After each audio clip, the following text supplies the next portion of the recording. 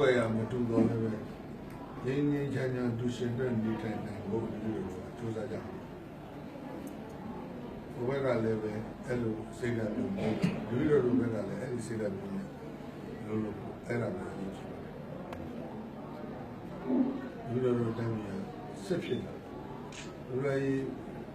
ရတယ်ဖြစ်တာအဲ့ဒီဘုဘကိုကြည့်အဲ့ဒါတွေကအားလုံးဘာတွေကယူကြဒီချင်းလက်တွဲနေပြီ။ยังมีထူထောင်တော့ကြဒီစိတ်နဲ့ဒီကိုကြ။ဒီလိုစေရုံဒီလိုလိုက်လို့ဒီဒိဗ်ခရိယန်နဲ့လာခဲ့အစ္စလာမ်နဲ့လာခဲ့ဟိန္ဒူနဲ့လာခဲ့ဒီလိုစေရုံဘုံလုံးပြောပါအာရုံကုသမှုခံယူပြီးတော့ကျမ်းစာမှာရစီရင်းပြေးပြီးတော့ရပြည့်စုံပြမမေ့ငြိမ်းချမ်းစွာ